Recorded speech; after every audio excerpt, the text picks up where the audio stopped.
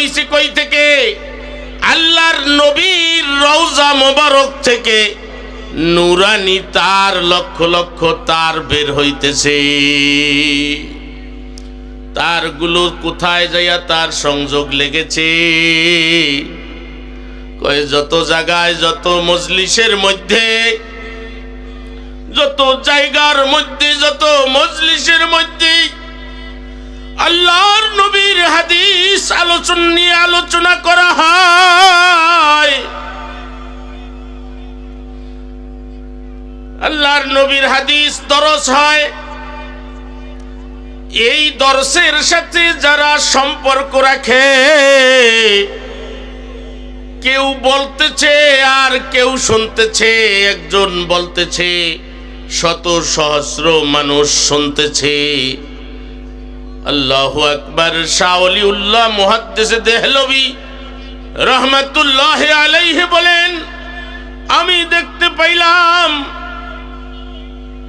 ওই তারগুলো নবীর রওজাত থেকে বের হয়ে নূরানি তারগুলো নবীর হাদিস যারা বলে আর যারা শুনে, সারা দুনিয়ার আনাচে কানাচে, আরে যেই জায়গার মধ্যে চাই সেই জায়গাটার মধ্যে ভালো ধরনের কোনো বিছনা থাকুক বা না থাকুক, এটা বিল্ডিং হোক অথবা সোনের ঘর হোক, যেমনই হোক, জায়গায় কিছু আসে যায় না।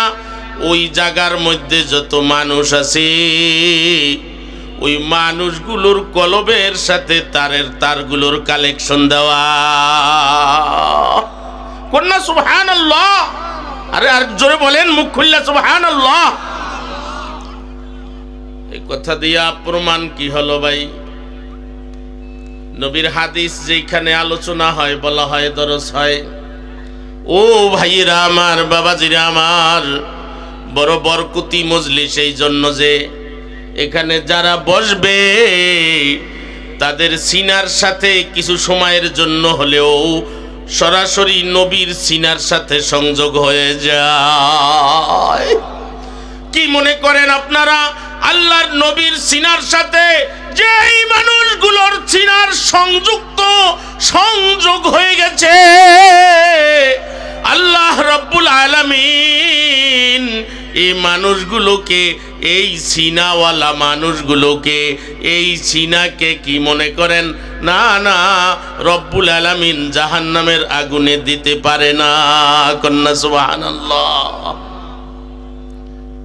এজন্য বলেন, এই মজলিসে যারা আসছে, বসবে, লাভবান না ক্ষতিগ্রস্ত? কন্যা লাভবান। আরে মেয়া কি লাভবান? এমন একটা মজলিসের মধ্যে যখন মানুষ বসবে, আল্লাহর নবী বলেন ৬০ বছর বেরিয়া যদি বন্দিগি করে, দিনের বেলা না খাইয়া রোজা রাখে, রাত্রির বেলা না ঘুমাইয়া তাহাজ্জুদের নামাজ পড়ে রাত্র কাটাইয়া দেয়, এরকমের ৬০ বছর পর্যন্ত একটা লোক যদি করে, কই ৬০ বছরে তার যা নেকি হবে, সওয়াব হবে। এমন একটা মজলিসে ক্লাসের সাথে যে মানুষগুলো আসবে, বসবে, আল্লাহর নবী বলেন তাই ৬০ বছর বন্দিগির চাইতেও বেশি সওয়াব আপনার আমার আমল নামায় লিখে দেওয়া হবে। কি কোন যারা আসছেন আপনারা লাভবান না ক্ষতিগ্রস্ত? লাভবান, ক্ষতির কিছু নাই, ঠিক কিনা বলেন? কারণ এখানে কথা হচ্ছে আল্লাহর, কথা হচ্ছে রসুলের, ঠিক কিনা বলেন? কার কথা? আল্লাহর কথা আর নবীর কথা। আল্লাহ বড়, আল্লাহর পরে নবী বড়, ঠিক কিনা বলেন? আল্লাহ যেমন বড়, তার কথা বড়। আর এই কথা যারা শোনে তাদেরকেও আল্লাহ দুনিয়া আখিরাত উভয় জগতের মধ্যে বড় বানাইয়া দেয়।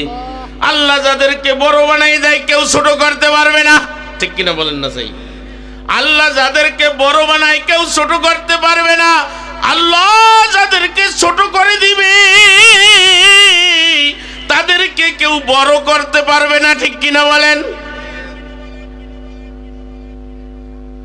দুনিয়ার টাকা পয়সা অর্থ সম্পদ দিয়ে বড় হওয়া যায় না, যায় না, কি বলেন?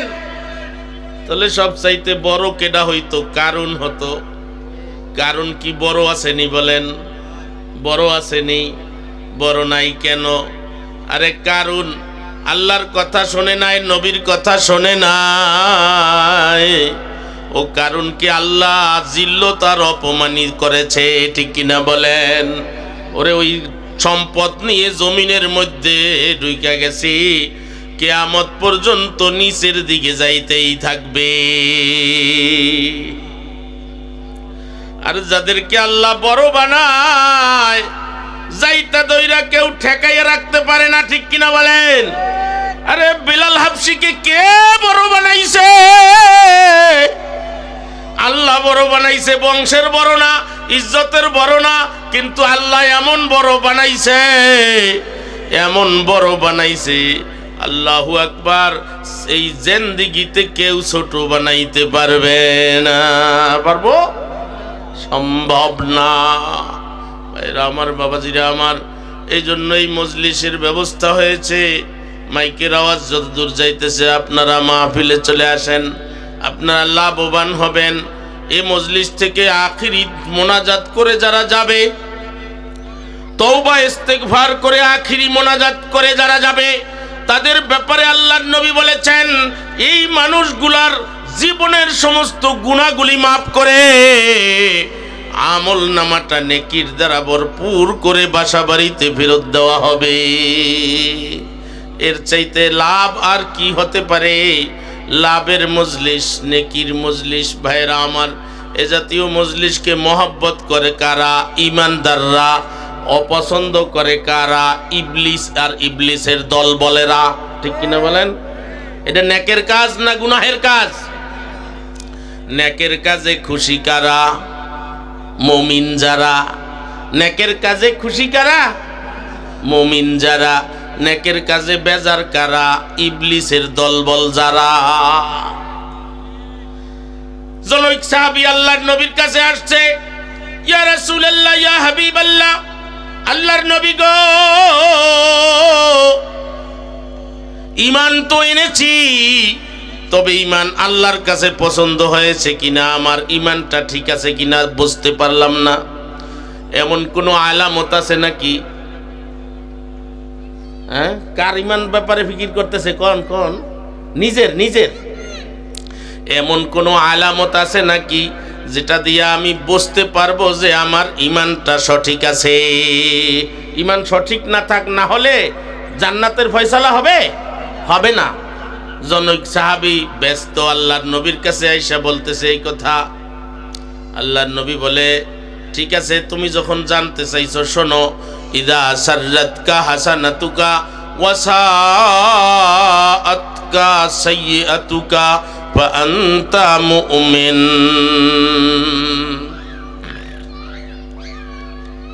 আল্লাহর নবী বলেন, আমার সাহাবী শোনো, নেকের কাজ করে যদি তোমার অন্তরটা খুশি হয়ে যায়, দুর্ঘটনাবশত গুনাহের কাজ হইলে যদি তুমি বেচাইন হয়ে যাও, অস্থির হয়ে যাও, ফান্তা মুমিন, তাহলে তুমি সত্যিকারের মুমিন। কন্যা সুবহানাল্লাহ কবেন না? হ্যাঁ, তুমি নেকের কাজে যদি খুশি হও, গুনাহের কাজে যদি বেজার হও, তোমার ছেলে মেয়ে নেকের কাজ করছে তুমি খুশি, গুনাহের কাজ করছে তুমি বেজার। স্ত্রী নেকের কাজ করলে খুশি, গুনাহের কাজ করলে বেজার। ভাই বেরাদার নেকের কাজ করলে খুশি, গুনাহের কাজ করলে বেজার। পাড়া প্রতিবেশী নেকের কাজ করলে আমি খুশি, গুনাহের কাজ করলে বেজার। মহল্লাবাসী, এলাকাবাসী নেকের কাজ করলে আমি খুশি হই। কেহ যদি গুনাহের কাজ করে আমি বেজার হয়ে যাই, অসুস্থ হয়ে যাই, অস্থির হয়ে যাই। আল্লাহর নবী বলতেছে গুনাহের কাজে তোমার অস্থিরতা আসতে হবে। হাই মিয়া, সাহাবায়ে কেরাম কারো থেকে শয়তানের ধোঁকায় অ্যাক্সিডেন্টলি গুনাহ কাজ হয়ে গেছে, পাগল পারা হয়ে গেছে। মুমিনের থেকে গুনাহের কাজ হইলে হবে কি? প্ল্যান প্রোগ্রাম করে না অ্যাক্সিডেন্ট করে? বলেন, অ্যাক্সিডেন্ট আছে না? মানুষ অ্যাক্সিডেন্ট করে না, গাড়ির তলে পড়ে না? আচ্ছা, গাড়ির তলে যে পড়ছে, বিপদে পড়ছে, তো এই লোকটা কি প্ল্যান প্রোগ্রাম কইরা পড়ছে যে অমুক দিন আমি গাড়ির তলে পড়মু, তোমরা সবাই সজাগ থাইকো? হ্যাঁ, এরকমের হয়। আচ্ছা, আষাঢ় মাস বৃষ্টির দিনে পিছলা রাস্তায়, মাটির রাস্তায় মানুষ স্লিপ কাইটা আছাড় খাইয়ে পড়ে যায় না? এটা কি কোনো কেউ প্ল্যান প্রোগ্রাম কইরা পড়ে? আমি অমুক দিন অমুক জায়গায় স্লিপ কাইটা পড়ে যাবো, তোমরা ধারে কাছে থাকো, এরকমের স্লিপ কাটা দেখছেন আপনারা? জানেন নাই? তার মানে এগুলো অ্যাক্সিডেন্টলি হয়, এগুলো প্ল্যান প্রোগ্রাম করে হয় না, ঠিক কিনা বলেন? অমনি মুমিন মুসলমান গুনাহ করতে পারে, তবে প্ল্যান প্রোগ্রাম করে না। কেমনে? অ্যাক্সিডেন্টলি, দুর্ঘটনাবশত, শয়তানের ধোঁকায় পড়ে এই গুনাহের কাজ করার তার কোনো প্ল্যান প্রোগ্রাম ছিল না, অ্যাক্সিডেন্টলি হয়েছে। এরকমের অ্যাক্সিডেন্টলি গুনার কাজ হইলে হযরতে সাহাবায়ে কেরাম পাগল হয়ে যাইতেন, জানতেন যে গুনাহ করেছি,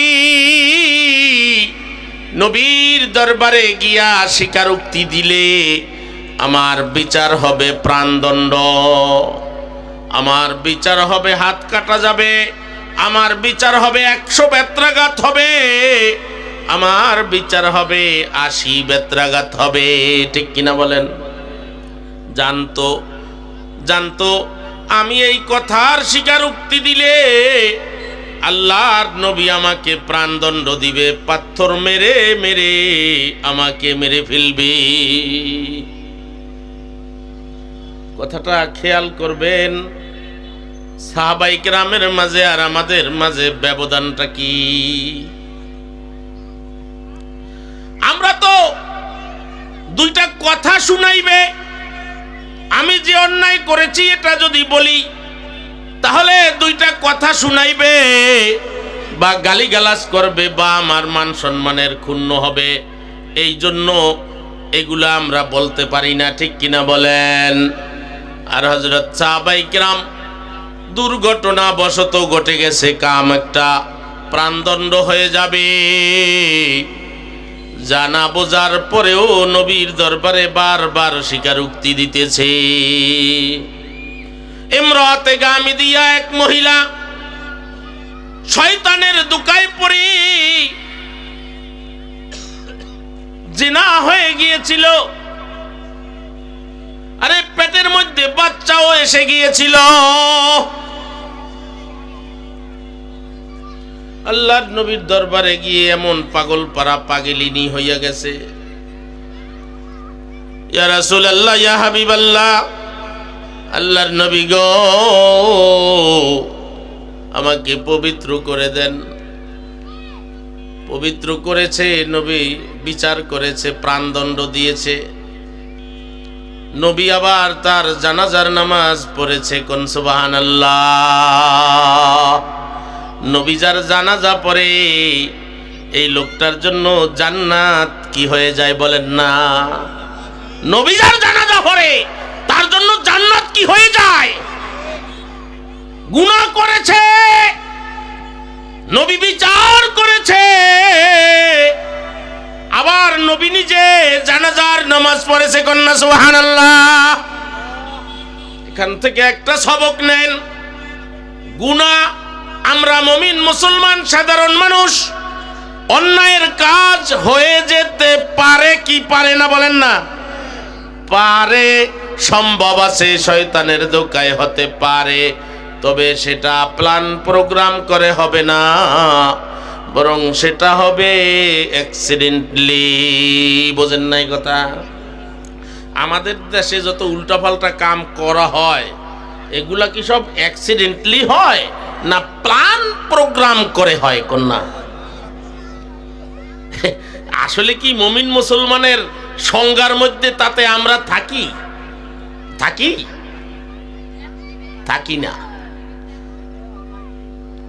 আল্লাহু আকবার, আল্লাহু আকবার। আল্লাহর নবী জানাজার পরে আবার বলে দিলেন, এ আমার সাহাবীরা রে,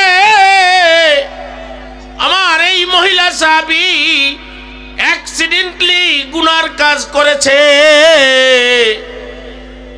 তিনি এমন তওবা করেছে, তার একজনের তওবা যদি সারা মদিনাবাসীর মধ্যে বন্টন করে দেওয়া হয় সমস্ত মদিনাবাসীর জন্য যথেষ্ট হয়ে যাবে। আল্লাহু আকবার। আমাদের থেকে অন্যায় হয় কিন্তু আফসোস নাই, অন্যায় হয় তবে অন্যায়ের কাজের উপরে আফসোস নাই। ইমানের জ্যোতি এত দুর্বল হয়েছে যে অন্যায়ের কাজের উপরে কি নাই আফসোস।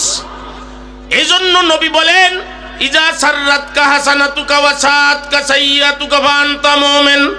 নেকের কাজ কইরা যদি তুমি খুশি হও, গুনাহের কাজে যদি তুমি বেচাইন হয়ে যাও, গুনাহের কাজে যদি তুমি বেজার আর অস্থির হয়ে যাও, পাগল পারা হয়ে যাও, আল্লাহর নবী সার্টিফিকেট দেয় ফাআনতা মুমিন, তোমার ঈমানটা ঠিক আছে।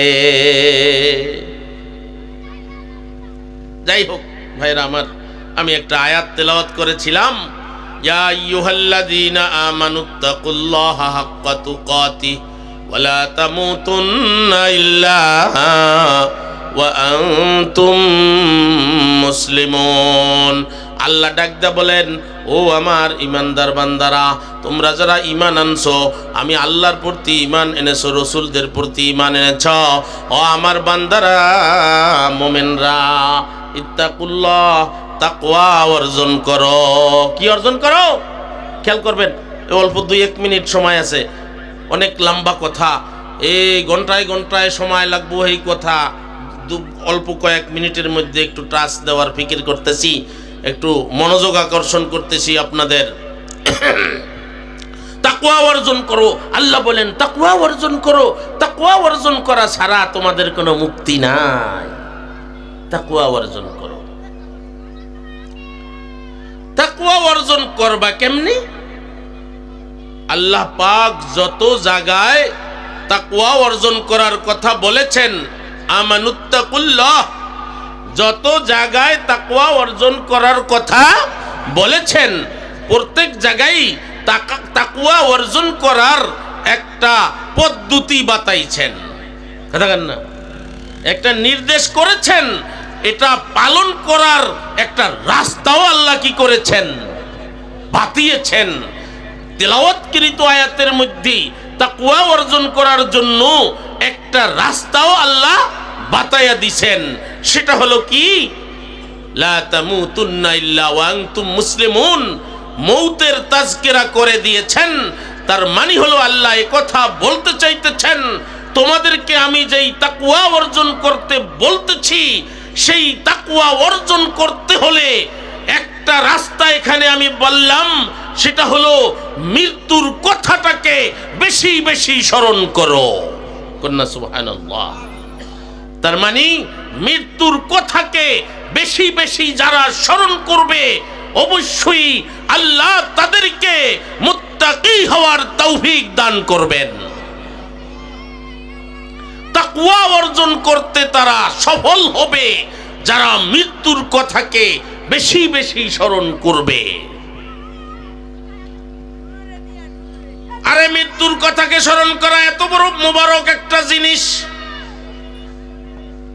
আল্লাহর নবী একবার বললেন, লোহার মধ্যে পানি কাদা লাগলে যেমন জং ধরে, মরিচা পড়ে, নষ্ট হয়ে যায়, মানুষের কলব এরকমের অন্যায় কাজ পাপাচারের দ্বারা মরিচা পইরা রুগ্ন হইয়া নষ্ট হইয়া যায়।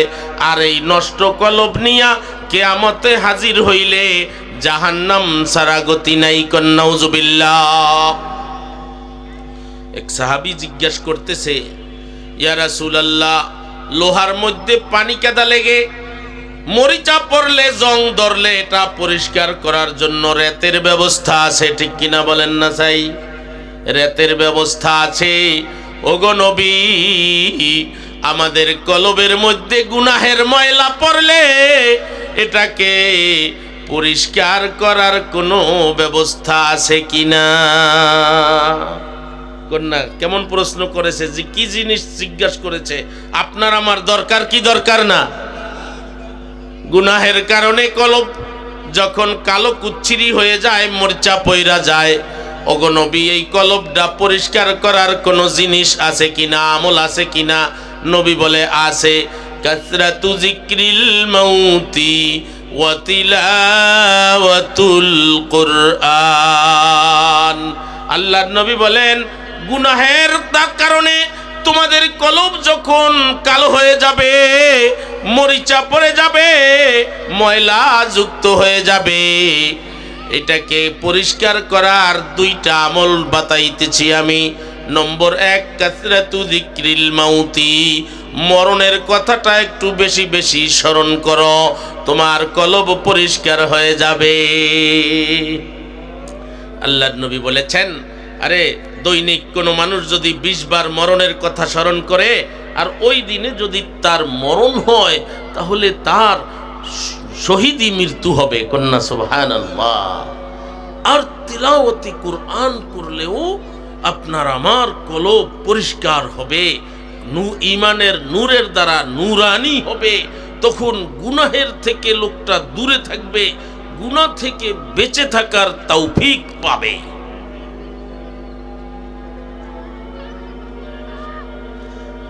আজানের একটু জবাব দেই আমরা। আজানের পরে আর দুই একটা কথা বইলা জামাতের টাইমের আগে উজুর টাইম দিয়া